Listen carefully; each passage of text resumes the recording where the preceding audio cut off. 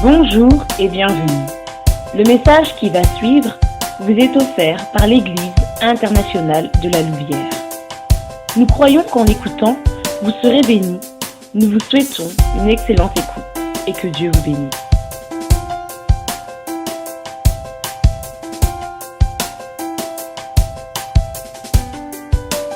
Je vois le lutrin, je suis derrière le lutrin, là, je comprends la phrase « l'homme n'est grand qu'à genoux hein. ». Parce que, est-ce que vous me voyez quand je suis ici? Je vais me mettre ici. J'ai un message pour vous, et le message est celui-ci. Oui. Agir par la foi active la foi. Ce qu'on a vécu, ce qu'on expérimente maintenant, c'est que c'est une parcelle de ce que Dieu veut faire ici. C'est une semence qu'on est en train de mettre. C'est une semence qu'on... Moi, j'aimerais ça, avant de quitter ici, de prier sur tous ceux qui veulent. Que chacun reçoive une touche du Saint-Esprit. Parce qu'on en a tous besoin. Moi, j'en ai besoin aussi. Quand je vois un homme ou une femme de Dieu rempli, je dis, allez, verse. Moi, j'aime ça être un gicleur de Dieu. J'aime ça que ça déborde. Je me contente jamais que d'avoir jusqu'ici, hein, ou ici. Jamais. C'est jamais assez. On a toujours besoin de donner. Alors, agir par la foi active la foi. Dans Jacques 2, chapitre 2, verset 14. La plupart des versets que je vais mentionner, vous les connaissez par cœur. Vous les connaissez comme ça. Mais je veux quand même que Dieu remue la parole de Dieu en nous. Jacques 2, 14. Mes frères, à quoi bon dire qu'on a la foi si l'on n'a pas les œuvres? Cette foi peut-elle sauver? Lorsque nous témoignons de Dieu, nous témoignons des merveilles de Dieu, ça déclenche le surnaturel davantage. C'est pourquoi c'est important, lorsque je demande, ou quelqu'un, un homme de Dieu demande, levez la main pour confirmer les paroles. Il y a des gens que les niveaux de foi ne sont pas les mêmes. On a tous des degrés de foi que Dieu veut faire croître en nous. Et lorsqu'une personne lève la main pour confirmer des paroles que Dieu donne, ça active la foi d'autres personnes. Un jour, je suis dans un groupe d'Haïtiens, et puis on est seul, il y a peut-être 600 personnes, et je suis en train de parler de ça, et je dis, tout le monde a la foi. Et il y a un homme d'affaires qui est assis dans la première rangée, je le vois par la façon dont il est vêtu, et sa valise, et je vois que c'est un homme important, et je dis, tout le monde a la foi. Et lui, avec l'audace, il se lève, excusez-moi monsieur, ce n'est pas tout le monde qui a la foi, les athées n'ont pas la foi. Et je lui dis, oui monsieur, les athées ont la foi. Ils ont parfois plus de foi que les chrétiens. Parce que nous, on a plus de preuves que Dieu existe que ceux qui ne croient pas que Dieu n'existe pas. La parole de Dieu est remplie de témoignages. On a notre propre vécu, on a notre propre rencontre avec Dieu. Donc, on a plus de preuves que Dieu existe qu'une personne qui ne croit pas en Dieu. Mais ils ont la foi. Parce que chacun a reçu une mesure de foi. Dieu a mis la foi en chacun.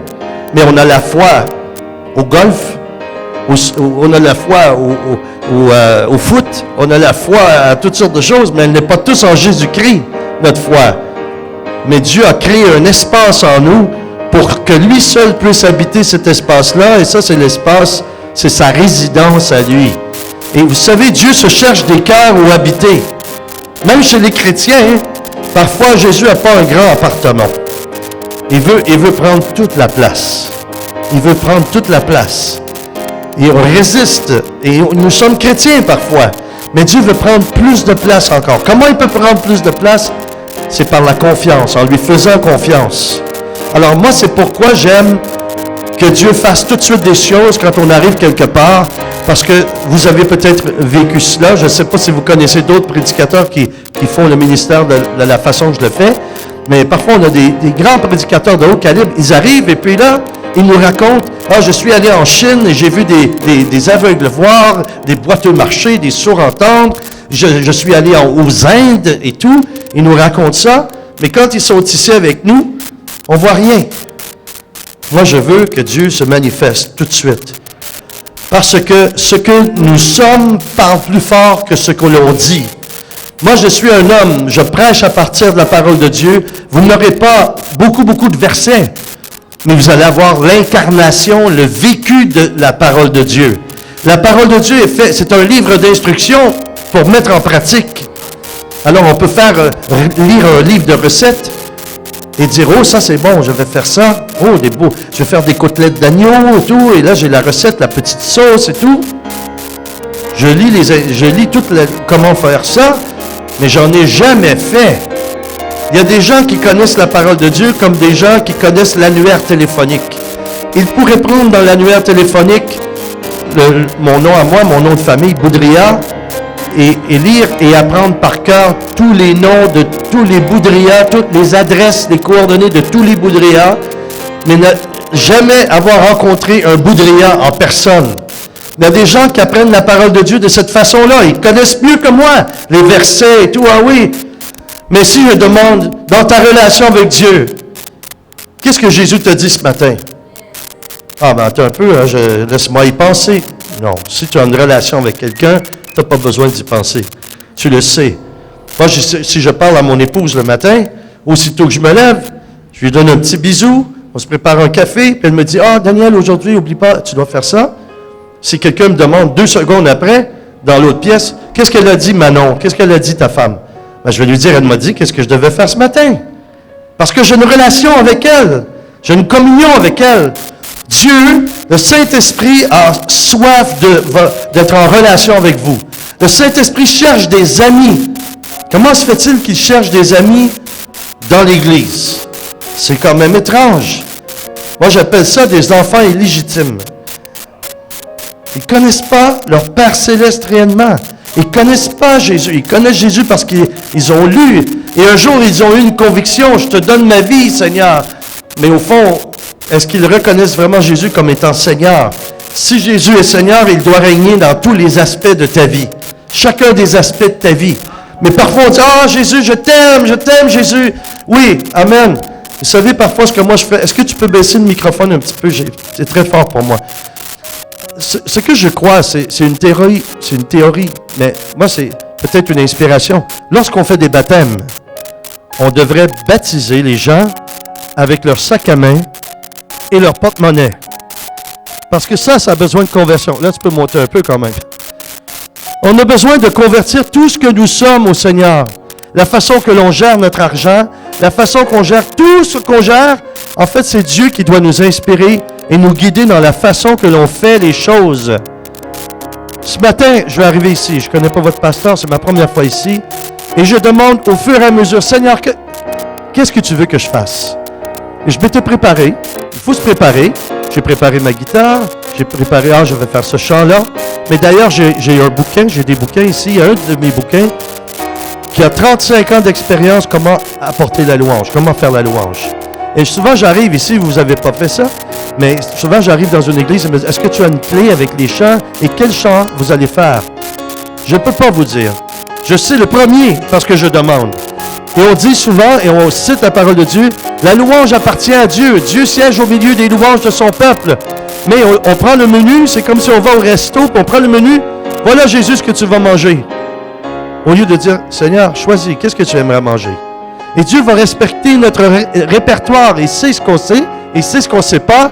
Mais si on va selon la mouvance de l'Esprit, nous allons faire des chants prophétiques. Nous allons surfer sur la vague du Saint-Esprit. Alors je prie et Dieu me dit, premier chant, c'est ça. Parce que je lui demande, Seigneur, je veux te plaire. Qu'est-ce que tu désires que je te chante? Et pendant que je suis en train de chanter et louer, je lui dis ensuite, quel est le prochain? Ah, j'aimerais entendre ça. Et ça permet à l'onction de Dieu de toucher encore plus. Pourquoi? Parce qu'il va me dire, il y a des gens ici qui ont des blessures intérieures face à leur relation avec le Père. Mais si j'ai tout préparé d'avance, je ne vous dis pas, c'est pas bien de le faire. Vous pouvez le faire. Mais il faut laisser de l'espace à ce que Dieu décide de changer le programme. Puis on a parfois de la difficulté avec ça. Moi, Dieu change mon programme constamment. Je sais, il y a une caractéristique que Dieu a, c'est qu'il aime me contrarier. Il aime défaire mon programme. Mais pas désordonné, avec de l'ordre. Et quand je le laisse faire, il passe davantage. Je ne suis pas, vous remarquez peut-être, Je ne suis pas un prédicateur de haute voltige ou nécessairement un grand orateur comme tel, mais je suis un amoureux de Dieu. Je veux être imprégné de la présence de Dieu à un point tel que si je passe, mon ombre touche les malades et les malades sont guéris. Et tellement, il y en a tellement qui sont guéris que je ne m'en rends même pas compte, donc je ne peux pas m'approprier la gloire de Dieu. Je peux témoigner ensuite de la gloire de Dieu.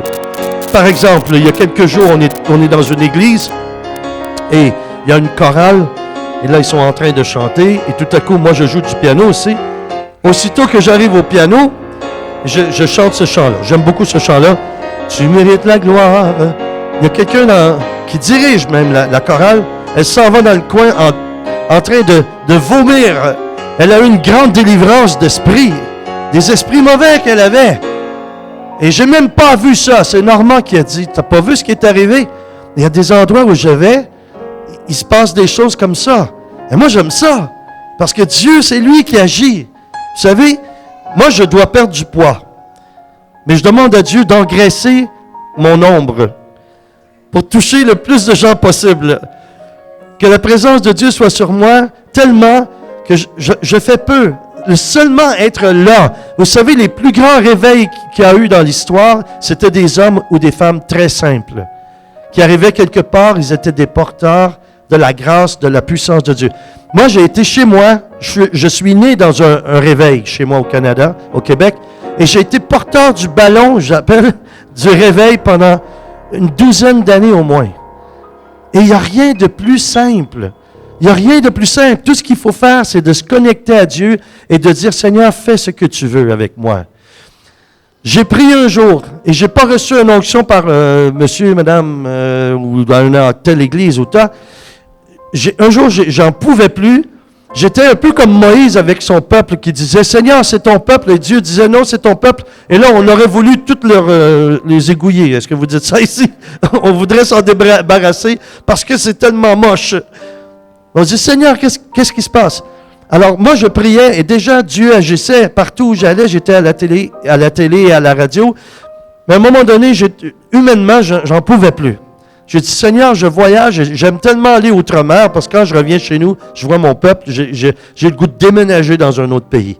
Et Dieu me dit, non, comment tu veux que le réveil vienne si toi, tu t'en vas? J'ai besoin de toi. Alors, j'étais tout seul, je me suis mis à genoux. J'ai dit, Seigneur, j'aime ma femme, j'aime mes enfants. En passant, je ne l'ai pas dit tantôt, je crois. J'ai 7 enfants, 14 petits-enfants, bientôt 15 petits-enfants. Et toute ma famille, la plupart sont tous dans le ministère. Ce sont tous des ministres de Dieu qui suivent le Seigneur. Alors, je me suis mis à genoux et j'ai dit au Seigneur, Seigneur, j'aime ma femme, j'aime mes enfants, mais j'ai dit, j'en peux plus, j'en peux plus. 2 choses. Ou tu me tues, tu prends ma vie, ou tu me donnes le Québec où j'habite. Et 3 jours plus tard, j'avais une réunion dans un stade et avec d'autres de très haut calibre. Moi, j'étais un petit Timothée. Hein? J'arrive, puis c'était tous des Pauls qu'il y avait là. Et j'arrive, et il y avait des malades, des handicapés qui étaient là dans le stade et tout. J'avais déjà exercé les paroles de connaissance et tout, mais il s'est passé quelque chose. Alors, j'arrive sur l'estrade comme ça, et je vois tous les malades que je les voyais. Il y avait des milliers de personnes. Je dis au Seigneur, j'en peux plus, je veux pas que tu m'utilises. Et Dieu me dit, ben écoute, tu m'as dit, ou j'enlève ta vie, ou je te donne ce que tu m'as demandé. Et je dis, OK Seigneur. Tout à coup, les autres commencent à donner des paroles, mais ils allaient lentement. Et moi, j'étais comme ça paraissait pas, j'étais comme ça, calmement, mais à l'intérieur de moi, allez, voyez tous les malades qui sont là, qu'est-ce que vous faites? Réveillez-vous! Mais j'ai senti comme l'électricité me traverser. Et là, tout à coup, ils m'ont fait signe, ils ont dit, c'est à ton tour. On a des petits signes qu'on se donne quand on travaille ensemble. Le Saint-Esprit nous guide. Et puis là, ils ont dit ce qu'il y avait à dire. Et tout à coup, il y en a un qui fait ça comme ça, un de mes mentors. Et je commence. Il y a des personnes en fauteuil roulant ici. Et puis on a ça en vidéo sur notre site. Et je dis, bon, il y a des personnes, tu veux essayer? La personne, elle avait les jambes comme ça, là. Et tout à coup, je l'ai vu se détordre devant moi. Et tout à coup, elle s'est levée. Quelqu'un l'a aidée. J'ai dit, oui, c'est Jésus qui t'a dit de te lever. Elle s'est levée. Puis elle s'est mise à marcher. Et je l'ai sur vidéo. On le voit. elle commence à marcher comme ça, et tout à coup, la force vient dans ses jambes, et elle se met à marcher comme ça. Mais pendant qu'elle faisait ça, moi je trouvais, hey, plus vite que ça, hein? Et un autre, est-ce qu'il y en a un autre? Et là, il y en a plusieurs qui ont commencé à se lever, et là, je donnais des paroles, il y en a 10 qui ont ça, il y en a 20 qui ont ça. Et là, les gens applaudissaient Jésus à tout ronde, et moi, j'étais dans une autre dimension, et je trouvais que ça allait pas encore assez vite pour moi. J'aurais voulu que les gens écrivent sur une petite affiche leur maladie et que je puisse seulement dire, oui, t'es guéri, t'es guéri, t'es guéri, t'es guéri, t'es guéri. Toi, là-bas, t'es guéri, toi, t'es guéri. Qu'ils soient tous guéris. C'est jamais assez pour moi. Je veux que le Seigneur guérisse tous ceux qu'il veut guérir, parce qu'il y a sa volonté parfaite aussi, hein, là-dedans. Et moi, je crois que c'est ça. Il ne faut pas avoir aucune crainte. Il faut dire tout ce que Dieu nous inspire de dire, que les gens aiment ou n'aiment pas. Vous savez, je suis ici. Après le service, si votre pasteur considère que « Ah, je ne veux plus ce gars-là », il n'y a pas de problème, hein? Il n'y a pas de problème. Moi, je ne suis pas offensé par ça, là. Peut-être que ce n'est pas le temps que je m'énerve ici, là, et je vais m'énerver ailleurs. Il y aura toujours en quelque part quelqu'un qui a besoin de ça. Vous savez, et je sais que je suis un peu... j'ai de l'humour et tout. Moi, j'aime ça... je ne sais pas si on peut dire ça à l'église, me bidonner. J'aime ça rigoler, j'aime ça... Parce qu'un saint triste est un triste saint. Au ciel, on va rire. On va faire comme on a fait ici tantôt, on a dansé et tout. Et moi, je me retiens parce que je sais... Écoute, j'ai du beat, hein? J'ai du beat, mais je suis blanc quand même. Donnez-moi une chance. Hein? OK? J'ai du beat. Je pense que, en tout cas, je pense sur la chaîne de montage, quand ça arrivait à moi, il n'y avait plus de peinture. C'est pas ça qui est arrivé, j'ai ça intérieurement. Amen. Il y a le témoignage. Quand je parlais des hommes de Dieu qui viennent d'un peu partout, et ils n'ont pas beaucoup de témoignages à rendre du lieu où ils sont. Alors, je vais vous partager quelques témoignages, parce qu'il y en a à tous les endroits où on va, il y a tellement de gens qui sont touchés. Ça fait 4 fois que je viens en Europe. Avant, je suis allé dans d'autres pays, mais en Europe, ça fait 4 fois. À chaque fois que je viens, il y a plus de portes qui ouvrent, il y a plus de gens touchés. Et moi, je commence à... Moi, je suis un petit poisson, mais je ne suis pas fait pour un aquarium. Je suis fait pour la mer. D'aller d'une mer à l'autre. Et puis, il n'y a pas si longtemps, il y a à peu près un an, je suis venu ici avec mon épouse. J'aimerais qu'elle puisse bientôt revenir avec moi à plein temps dans le ministère parce qu'elle s'occupe du ministère, mais elle a un petit emploi. Et Dieu est en train de faire quelque chose parce que j'ai fondé 3 centres chrétiens. Je suis un apôtre. Et puis Dieu me dit de retourner sur la route. Et ça, c'est depuis 2 ans à peu près. Alors, vous savez, quand ça fait longtemps qu'on n'est pas là, les gens, c'est comme s'ils nous oublient. Et je n'étais plus à la télévision ni à la radio. Donc, les gens oublient ou ils ne veulent pas nous déranger dans l'œuvre que Dieu veut faire avec nous. Mais là, on est revenu, on a fusionné avec 2 autres églises dans notre ville. Et il y a un réveil vraiment qui commence à déclencher. On est de 3 confessions dites complètement différentes. Mais Dieu est en train de nous fusionner. Ça s'appelle la fusion, le nom de l'église. Et puis, je suis là et je suis relâché comme évangéliste. Où, en fin de compte, moi, je peux faire n'importe quoi. J'ai un paquet de casquettes. Ils veulent que je fasse le ménage. Je vais mettre la casquette de ménage. Moi, ça ne me dérange pas. Je suis prêt à tout faire. Alors, la dernière fois, je viens ici avec mon épouse. Et c'était pour en même temps, notre 35e anniversaire de mariage. Et là, je pensais, moi, je suis romantique. Je voulais la mener avec moi à Paris et la refiancer ou renouveler les vœux de mariage avec elle.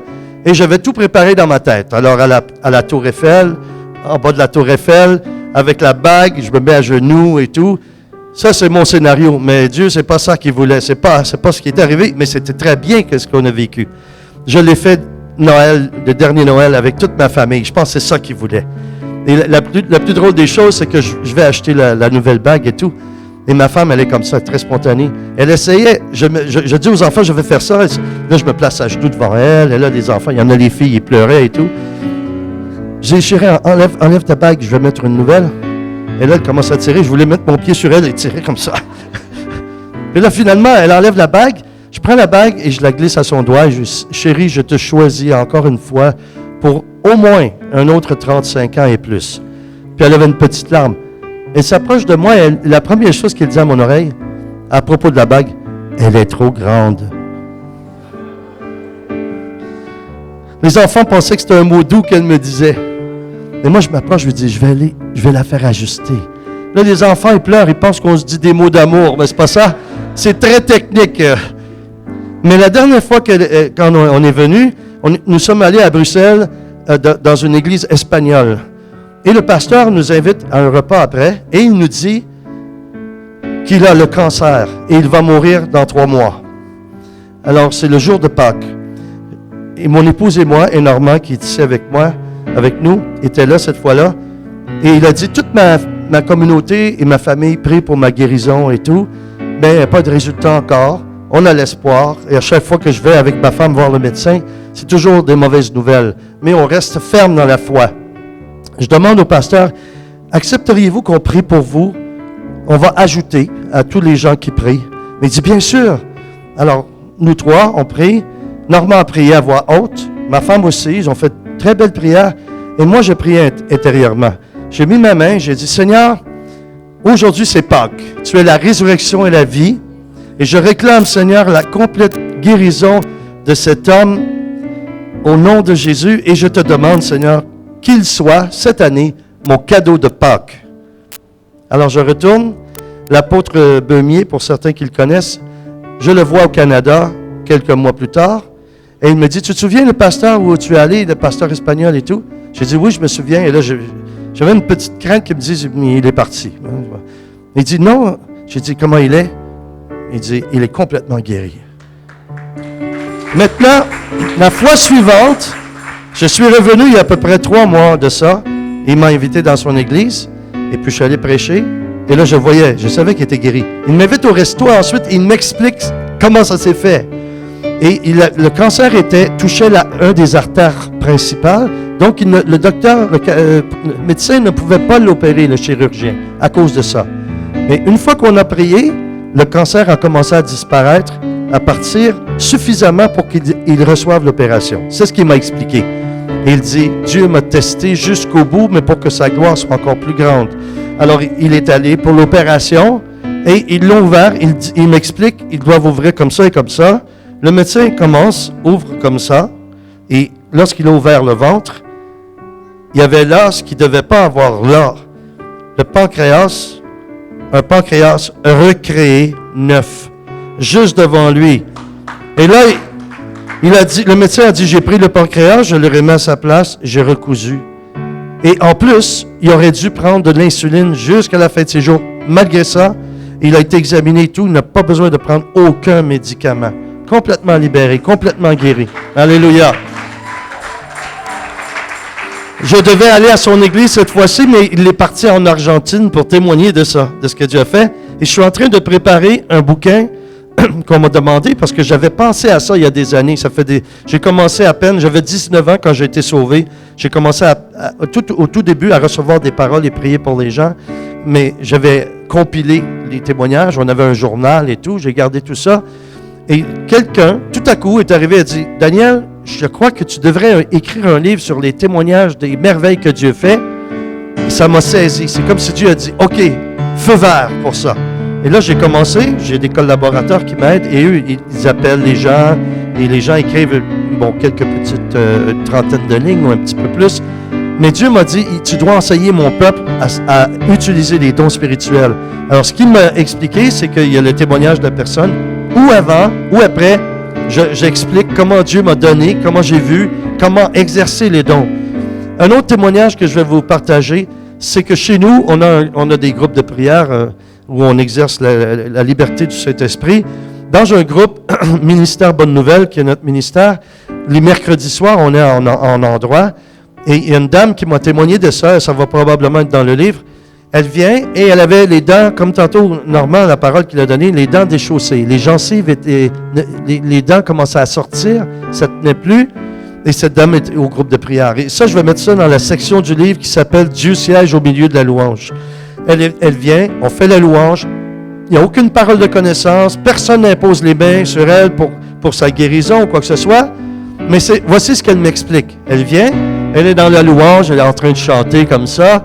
Tout à coup, elle a une sensation dans sa bouche, comme si quelqu'un avait mis une petite cuillère de sable. Et ça faisait un peu mal. Alors, avec sa langue, elle essayait de retirer cette sensation-là sur ses dents. Elle a eu la bouche toute engourdie. Puis après, c'était correct, mais elle ne savait pas qu'est-ce qui se passait.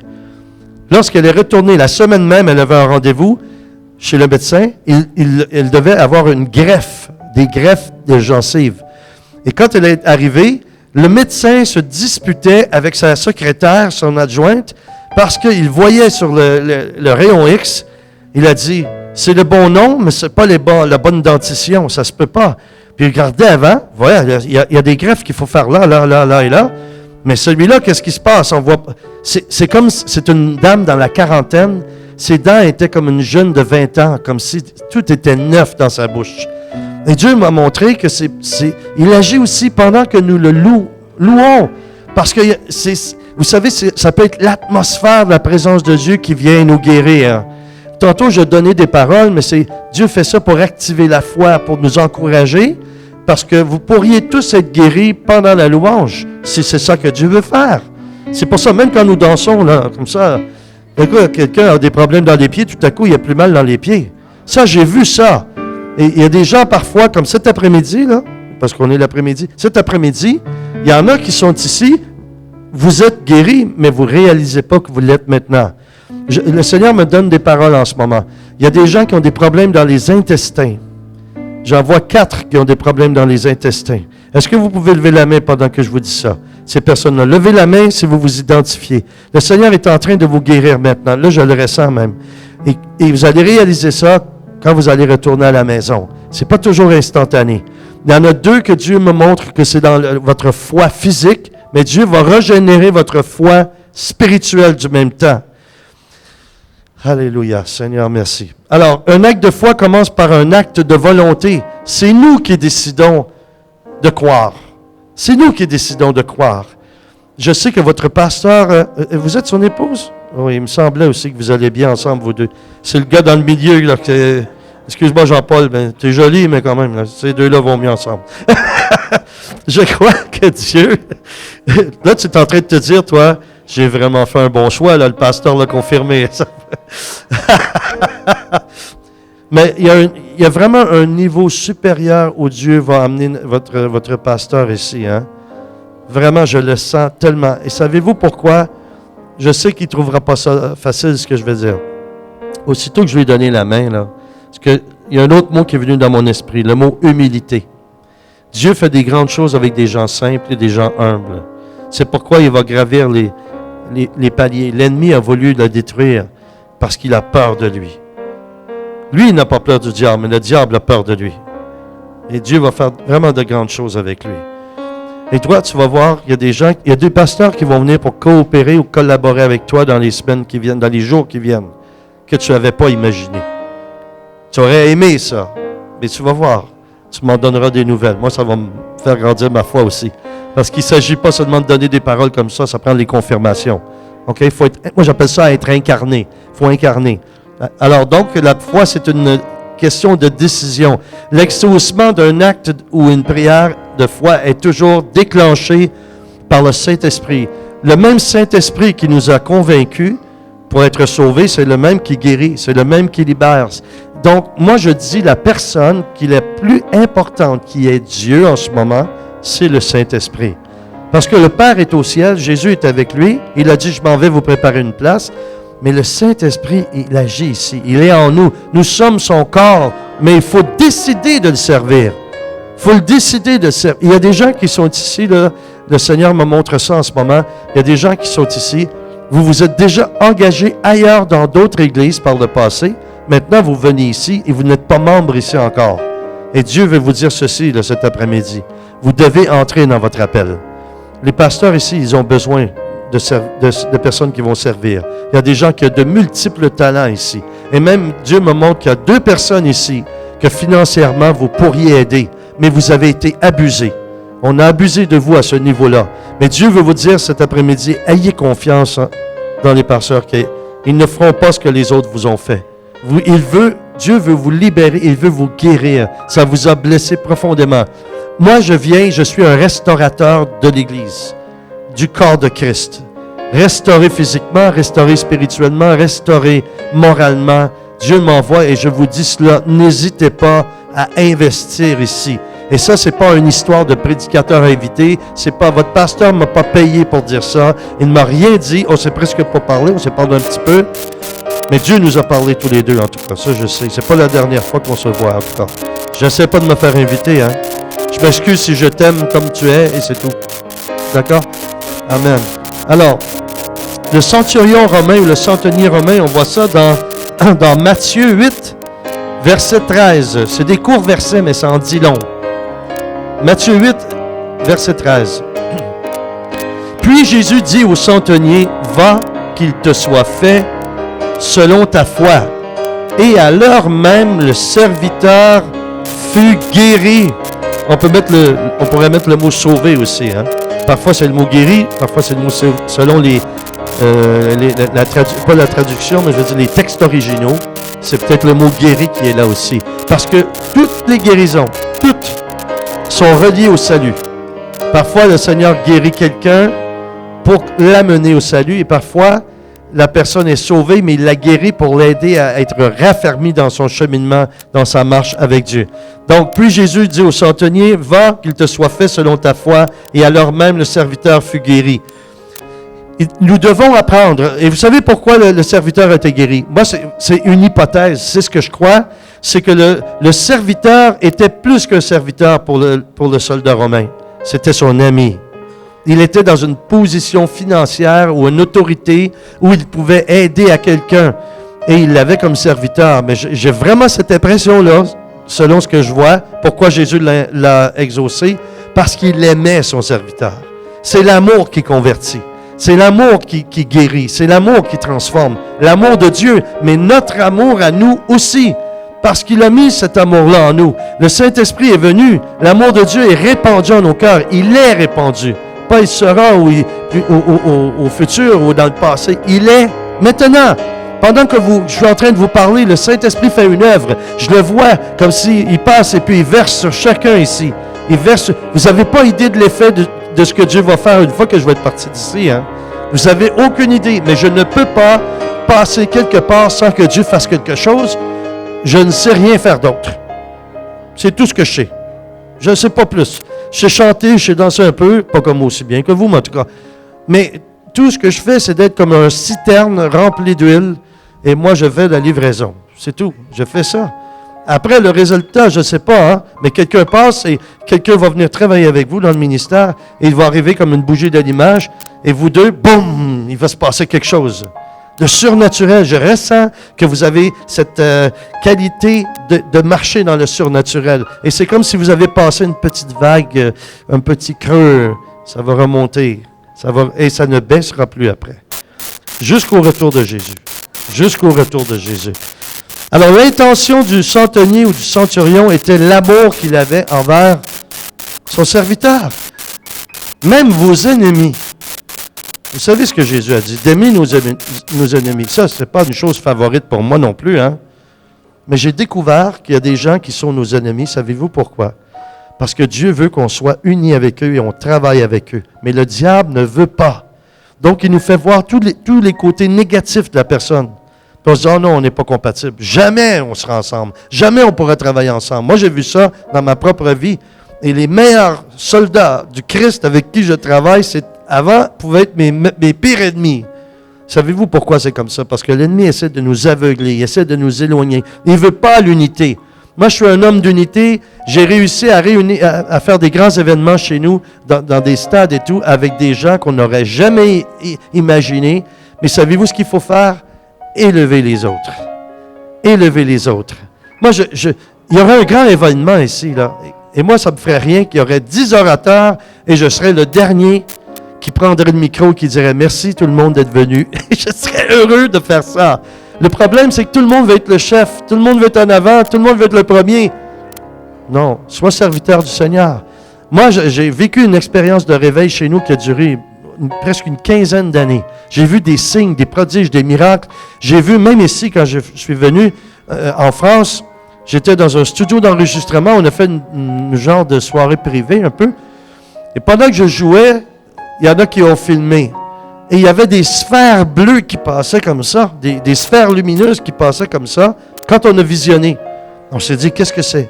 ne savait pas. Alors, le lendemain, on est retourné dans l'endroit où on était. On a fait les mêmes chants. On a fait les mêmes prières pour voir et on a filmé et rien. J'ai dit, qu'est-ce que c'est, Seigneur? Alors, je prends ma tablette et là, je vois les sphères qui passent. Ils arrivent de nulle part. On ne sait pas d'où ça arrive, mais tout à coup, ça passe. Et là, j'essayais d'arrêter ça avec mon doigt parce que ça passait si vite. J'ai arrêté et j'ai agrandi et j'ai vu comme une bulle transparente. On voit à travers et j'ai vu un ange qui était accroupi comme ça à l'intérieur. Et Dieu m'a dit, ce sont des portails d'anges. C'est pas tous qui le voient, mais il y en a qui le voient. J'étais dans une réunion il y a à peine 2 semaines. J'ai prié sur tout le monde qui était là. Il y avait une petite fille de 12 ans. Et je n'avais pas parlé des anges. Je n'avais pas parlé de ça. J'ai prié. Et là, quand tout le monde était par terre, je reçois ça intérieurement. Il y a de l'activité angélique en ce lieu. Et là, je vous le dis, et là, je sais que Dieu envoie des anges maintenant. Il y a de l'activité angélique. Le Seigneur envoie des anges pour vous aider, pour vous fortifier, pour vous encourager.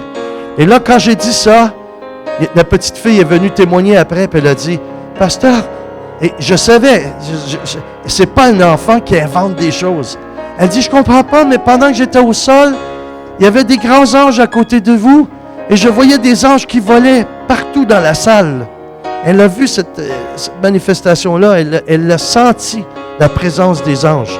Et cette semaine, je méditais sur un texte de la parole de Dieu par rapport aux anges.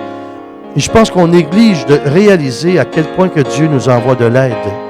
Il nous envoie de l'aide. Et j'ai prié aussi. Tantôt, quand je suis arrivé ici, la première chose que j'ai fait quand j'étais là, j'ai prié. J'ai pris autorité et j'ai demandé au Seigneur de faire le ménage ici. De retirer tout ce qu'on aurait pu apporter ici. Parce qu'il y a des gens, hein, vous connaissez, vous savez ça, la sorcellerie et toutes ces choses-là. Quand j'arrive là, vous savez les démons, la réaction qu'ils ont? Ils me voient, ils font « Oh non, pas lui ». C'est ça qui est récent. Et je voulais me faire un t-shirt avec ça écrit dessus. Hein. Attention démons. Oh non, pas moi. Parce qu'ils n'aiment vraiment pas ça. Ils savent qui on est. Moi, je suis sur la liste noire du diable. Hein. Mais je suis bien content de ça. OK? Quand j'arrive, c'est fini. Il y a quelque temps, quand je suis venu ici en Belgique, ça fait même pas 2 mois, je suis venu, puis pendant qu'on priait, j'ai dit, j'ai un engagement envers le diable. Et les gens font, un pasteur qui a un engagement. Oui, j'ai dit, oui, j'ai un contrat avec lui, mais pas ce que vous pensez. J'ai dit, tous les esprits, tous les démons, quand vous sortez, vos gueules. Je ne veux rien entendre. Votre cinéma, votre théâtre, de tourner, de sauter, je veux rien de ça. C'est compris?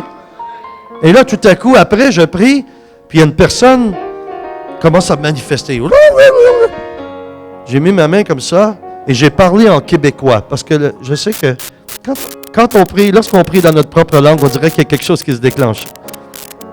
Et j'ai mis ma main et j'ai dit, écoute Satan, qu'est-ce que je t'ai dit tantôt, toi? Dégage! Dégage! Puis là, tout à coup, boum, la personne est tombée par terre. Elle était par terre. Là, le diable, les démons, ils essayaient encore de m'impressionner avec tout. Moi, il ne faut pas qu'ils fassent ça avec moi. Savez-vous, je me mets à rigoler. Je rigole. Je dis, écoute, c'est assez, là. T'es tellement imbécile. Tu essaies de faire quoi, là? Tu sais qui je suis, hein? Comme on voit dans la parole de Dieu. Paul, on sait qui il est. Jésus, on sait qui il est, mais toi, on ne sait pas qui tu es. Mais moi, il sait qui je suis. Mais quand j'arrive, oh, excuse-moi, j'ai pilé sur ta queue, là. Tu t'en vas où? Paf, paf, paf. OK, tu peux partir, là. Allez, en enfer. Alors, voilà. Tchou. Pourquoi? Parce que le Dieu que je sers est tout-puissant. Je n'ai rien à craindre. Personne n'a rien à craindre. Le diable, c'est une fourmi avec un grand système de sonos. Il fait beaucoup de bruit. On a peur pour rien. Alors la dame, elle sautait, là, comme ça. Boum, boum, boum. Là, le pasteur était là, il faisait son possible. Hein, au nom de Jésus, au nom de Jésus. Là, je me suis dit, OK, je pense que le diable a compris que c'est au nom de Jésus qu'on fait ce qu'on fait. Là. Mais j'ai laissé faire. Hein. Mais, je ne suis pas chez moi ici. Hein. Et là, quand j'ai vu ça, le pasteur, je l'ai laissé prier. Je me suis penché comme ça. J'ai mis ma main sur le ventre de cette personne-là et j'ai dit, écoute, là, démon, tel nom, tel nom, tel nom, tel nom, j'ai vos adresses là. Je vais vous envoyer chez vous. Au plus profond des abîmes, c'est là que vous allez aller. Aussitôt j'ai prié, la dame était comme morte, comme on voit dans l'Évangile. Et après, elle est revenue à elle-même, elle s'est levée, j'ai dit à Nancy qui est ici, prends-la dans tes bras. Elle avait de grandes blessures intérieures face à elle a été abusée par son père, etc. Et c'était ça qu'il y avait, et c'était des portes d'entrée pour autre chose. Elle a été complètement libérée. Puis elle est partie, je l'ai vue cette fois-ci. Puis elle était bien. Elle était bien, elle est demeurée bien. Mais qu'est-ce qui fait que la foi se déclenche? C'est l'amour, c'est la compassion. Quand Jésus marchait, la femme qui souffrait d'hémorragie, elle lui a touché. Et Jésus était pris de compassion. Qui m'a touché? Elle s'est tournée, elle a dit, c'est moi. Elle a été guérie. Parce que Jésus est amour. Il est amour. Mais on ne réalise pas à quel point il nous aime, à quel degré qu'il nous aime. Souvent, on travaille trop par soi-même. Il faut s'abandonner. Tantôt, quand j'ai lu le texte des intercesseurs, là, je rigolais, mais en même temps, écoutez, je trouve ça miraculeux que je puisse m'adresser à vous en ce moment parce que j'aurais le goût d'être là-bas et comme vous dites, je chialais ou pleurais. J'étais tellement, écoutez, j'étais comme ça. Je sentais tellement l'amour de Dieu que j'avais de la difficulté à me tenir debout. Mais là, j'ai dit au Seigneur, comme là, j'ai dit au Seigneur, j'aime ce que tu fais. Merci de me consoler, ça fait du bien. Mais j'avais tout de suite le goût, écoutez, si je ne m'étais pas retenu, je vous aurais dit, venez tous en avant et j'aurais prié sur tout le monde tout de suite. Mais le Seigneur m'a dit, non, il faut que tu témoignes, il faut que tu apportes la parole de Dieu parce que c'est important que l'âme, l'esprit soit nourri. Alors, la récompense d'un acte de foi est la bénédiction et la libération. Par la foi, je sème de l'argent, Dieu pourvoit à mes besoins. Je sème de mon temps, Dieu m'accorde du temps. Restauration, etc. Vacances, il nous donne des vacances, il nous repose. Il veut qu'on soit fidèle envers lui. On peut obtenir tellement quand on est fidèle envers lui. Et il l'a dit, on le lit dans sa parole, mais on dirait qu'on ne saisit pas. Pourquoi vous inquiétez? Vous ne pouvez rien changer par votre inquiétude, sauf être angoissé ou autre chose, des mauvais sentiments. C'est Dieu, il est votre papa. Dieu est votre papa, c'est mon papa. J'ai des gens comme ça, là, qui voudraient venir ici avec moi. Et moi, ça va me prendre un avion bientôt pour que tout le monde vienne du Canada, que je veux organiser un voyage, amener des Québécois ici, pour qu'ils vivent ça avec moi, parce que c'est tellement une bénédiction de pouvoir aimer. Mais il faut être rempli, il faut laisser Dieu agir et déverser. Et ça, c'est ce que je veux faire pour vous. C'est ce que je veux faire pour vous. Il y a une autre chose aussi que je dois vous dire. Oui, OK, je termine avec ça. Depuis quelque temps, comme tout le monde, parfois j'ai eu des temps de disette de différentes façons, mais je n'ai jamais manqué de rien. J'ai toujours eu ce qu'il fallait pour faire l'œuvre de Dieu. Et dans ma vie personnelle, parfois une petite... j'appelle ça une façon d'user nos genoux de pantalon. Parce que lorsqu'on est dans un temps de disette, c'est plus difficile. Mais Dieu nous bénit, donc quand on se relève de la prière, on a les moyens d'acheter des pantalons neufs. C'est ça qui arrive. Puis on ne veut pas passer là. On croit que c'est un contre-témoignage. Mais l'apôtre Paul a passé là. Et il y en a d'autres qui ont passé là. Mais ça fait grandir notre foi. Sinon, si Dieu nous donnait comme des enfants gâtés tout ce qu'on demande toujours, notre foi ne grandirait pas. On resterait des petits, des bébés, toujours. Et depuis un bon nombre de temps, il est arrivé des miracles financiers dans ma vie que je n'attendais pas parce que je ne regarde pas ça. Je regarde le Seigneur. Je regarde Dieu. C'est ça que je regarde. Je vous raconte un dernier témoignage. Il y a une petite phrase clé que Dieu m'a dit depuis les 20 dernières réunions au Canada et ici. Je travaille avec un apôtre africain. J'essaie de me débarrasser des Africains, j'y arrive pas du tout. Il y a toujours des Africains dans ma vie. Je ne sais pas ce que ça signifie, mais en tout cas, depuis que je suis enfant, je jouais avec... Il y avait des Africains chez nous. Je jouais avec des autres et... Pourquoi tu joues avec eux? Pourquoi? Parce que je les aime. On a de l'amour les uns pour les autres. Alors, moi, je parlais de ça. J'aime mon épouse. Et quand je peux, j'amène mon épouse au resto. Et elle aime aller prendre un petit déjeuner ou un déjeuner. Et j'étais dans une période un petit peu plus difficile. J'avais à peu près, même pas 20 € qui me restaient cette semaine-là. J'avais tout payé, mes comptes et tout. Alors je dis à mon épouse, chérie, ce matin, j'ai à cœur de t'amener déjeuner. Et on va pouvoir discuter ensemble, prendre du temps ensemble. Puis elle dit, ah, merci, j'aime ça. Alors je vais au resto. Et quand j'arrive, on est assis à la table. Elle prend le menu, je lui dis, chérie, prends ce que tu veux. Et là, je me tourne et je prie le Seigneur. Petit, Seigneur, petit. Fais-lui comprendre. Inspire-la, pas quelque chose de trop cher, là. Et elle pointe quelque chose, je pense que c'était la chose la plus chère dans le menu. J'ai dit, OK, Seigneur, tu as le droit de m'écouter quand tu veux. Hein? Et quand on a eu mangé et partagé, je ne suis pas préoccupé de ça. Vient le temps d'aller payer. Et je suis devant la caisse. Ici, il y a une plante. Il y a quelque chose qui est là. Et je vois quelque chose du coin de mon œil qui bouge. Là. Je me tourne. Je vais convertir la mesure. Je vois un billet de 20 € qui venait d'être imprimé, je pense. Il sortait de la banque tout neuf. Je prends le 20 €. Mais c'est pas moi, ça. Je dis à la caissière, madame, il y a quelqu'un qui a oublié 20 € ici. Elle dit, non. Elle dit, c'est à vous. Je dis, madame, non, c'est pas à moi, je ne peux pas le prendre. Monsieur, c'est à vous. Mais je dis, elle dit, c'est à vous parce que la personne avant vous a payé avec une carte de débit. Mais j'ai dit, peut-être l'autre avant. Elle dit, non, monsieur. Alors, je suis en train de Elle dit, monsieur, les 10 personnes avant vous ont payé avec des cartes de débit ou de crédit. C'est à vous le 20 $. Ça me prend du temps parfois à comprendre. Et là, Dieu me dit, je l'ai fait apparaître pour toi. C'est à toi. Et savez-vous ce qui m'est arrivé il y a 2 jours? Et là, son fils est là. Ça, je suis gêné un peu. Où nous habitons, c'est pas ça. Dis pas ça à ta mère, hein? Je te le dis, s'il te plaît. C'est filmé, en plus, ça. Dieu, parfois, il me fait apparaître de l'argent. Là, le pasteur, il dit, oh, tu dois prier sur moi, j'ai besoin de ça. Mais ça arrive quand lui veut. C'est pas moi qui décide. Et puis, je prends une décision, je vais donner tel montant à la personne où j'habite pour la bénir. Parce que je considère l'hébergement, la nourriture et tout. Alors, j'ouvre mon porte-monnaie. Mon Dieu, qu'est-ce qui arrive, ma grande? Ça va? Ah, OK. Ça va, c'est bon. J'entends des sons insolites en arrière de moi. J'ouvre mon porte-monnaie et je savais combien j'avais d'argent dedans. Mais dans un autre compartiment, je vois de l'argent. Qu'est-ce que ça fait là? Je prends le montant, c'est exactement le montant que j'avais décidé de donner à sa mère. Dieu l'a fait apparaître là. C'était pas là avant.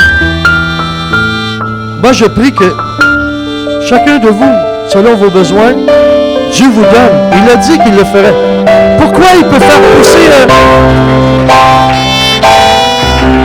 Mais pourquoi Dieu peut faire pousser des membres, une main, des doigts, mais il n'est pas capable de faire apparaître de l'argent? L'or et l'argent est à lui, tout lui appartient. C'est nous qui le limitons. Moi, quand mes enfants étaient jeunes, mon fils, il a un petit camion, tout à coup, il brise le camion. Il vient me porter le camion. Papa, mon camion est brisé, mon jouet est brisé. Viens, papa va le réparer. Je l'apporte dans mon atelier, je regarde, je ne suis pas capable de réparer ça, c'est trop compliqué. Je vais au magasin, j'en achète un autre identique et je le donne à mon fils. Je dis rien. Mon fils, il dit à ses amis, mon papa, il est génial, il peut réparer n'importe quoi. Mais notre papa du ciel, il peut réparer toutes vos blessures. Il peut guérir toutes vos blessures. Il peut vous guérir. Il peut vous sortir du problème dans lequel vous êtes. Il faut seulement que vous connectiez. Oh, écoutez, j'avais dit que c'est le dernier témoignage, mais je vais m'efforcer. Je dois vous dire ça. La question que je pose à chaque groupe, et les pasteurs veulent savoir la réponse, hein. Parfois ils ont peut-être. Comment Jésus a fait pour marcher sur l'eau? Comment il a fait? Comment Pierre a fait pour aller à sa rencontre? Et Dieu m'a révélé comment il a fait. Il y a une vieille blague chez nous qui dit qu'il a marché sur des pierres qui étaient dans l'eau. C'est pas vrai. Moi, je suis allé sur le lac de Tibériade en Israël. Je suis allé sur le lac de Galilée. Et au centre, là, c'est très profond. On ne peut pas marcher. C'est là qu'il était. Mais quand Jésus a marché sur l'eau, il était parfaitement homme, mais il était aussi parfaitement Dieu. Et quand il a dit à Pierre, viens à ma rencontre, Pierre n'était pas Dieu. Il était homme, mais il est allé à la rencontre de Jésus. Et quand il a marché, tant que ses yeux étaient vers le regard de Jésus, il pouvait marcher sur l'eau. Imaginez, nous, on a l'Esprit Saint, hein, c'est encore bien. Hein? Quand il a détourné du regard, il a commencé à s'enfoncer. Et Dieu m'a dit, Quand Jésus a marché sur l'eau, il était parfaitement homme et parfaitement Dieu. Donc, il était à 100% surnaturel. Quand il a marché, le surnaturel de Dieu, c'est au-delà de la matière.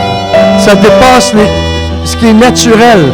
Quand un miracle surnaturel arrive, c'est parce que Dieu est en train d'ouvrir une fenêtre ou une porte du ciel et nous entrons dans sa dimension. Quand j'ai de l'argent qui apparaît, quand je prie sur quelqu'un qui a un handicap ou il guérit miraculeusement, c'est parce que je sais connecter sur le surnaturel de Dieu, comme Pierre quand il a marché sur l'eau. Et vous avez plus encore. Vous avez Jésus en vous par son Saint-Esprit. Vous pouvez faire des choses comme ça. Je ne vous dis pas d'essayer de marcher sur l'eau. Hein. Moi, je le fais au Canada, j'essaie. J'ai commencé à m'exercer. Je marche sur le dessus de la piscine l'hiver, quand c'est surgelé. Il faut commencer quelque part. Il me regarde comme... J'ai pas essayé encore quand ça fond, hein, mais c'est la prochaine étape. Je vais essayer. Parfois, je faisais rire mes enfants, je faisais ça comme ça. Et puis, blouc, je tombais au fond. Puis je disais à mon fils, ne rigole pas, hein. Je ne touche même pas au fond, c'est un début. Un jour, je vais marcher sur le dessus, mais aide-moi, là. Amen. Alors, est-ce que vous prenez une offrande là? Prenez-vous une offrande ici ou à la fin? À la fin? Parce que je vais prier avec tous ceux qui veulent. OK. Écoutez-moi bien. C'est une consigne que je vous suggère pour un bon fonctionnement. Quand vous allez avancer, formez une ligne et laissez un espace. Est-ce que vous avez des gens qui attrapent ou qui... Ici, au cas? Ça ne veut pas dire que les gens vont tomber. Mais, bon, première chose. Deuxième chose, je vous dis ceci. C'est pas parce que je ne suis pas intéressé à recevoir vos requêtes. Mais, ayez la foi. Laissez Dieu augmenter votre niveau de foi. Qu'au moment où je pourrai poser la main sur vous, ce dont vous avez besoin, croyez que vous allez le recevoir. Au moment où je prie sur vous, entendez la voix du Seigneur qui vous dit, parce que tu as besoin, OK, je te l'accorde. Sinon, je sais que les gens reviennent après, « Oh, pasteur, voulez-vous prier pour ma fille? » Et là, il y a des photos et tout. C'est pas parce que je ne veux pas. Ce que je désire, c'est que nous tous, le peuple de Dieu, on monte. On doit monter des marches parce que Dieu est en train de préparer son épouse et il faut monter les marches. Et il nous attend, mais il vient à notre rencontre. Il nous attend. Il faut être prêt à ça. Alors, tous ceux qui le désirent, librement, avancez-vous tout de suite. Je vais descendre et je vais prier sur chacun de vous. Mais juste avant, j'aimerais que vous deux, s'il vous plaît, je suis sous votre autorité, mais vous me donnez la permission de prier sur vous. Amen, je le souhaite bien. Nous allons prier pour vos pasteurs avant. Dieu va montrer ça. Venez ici tous les deux. Et après, tous ceux qui voudront vous avancer.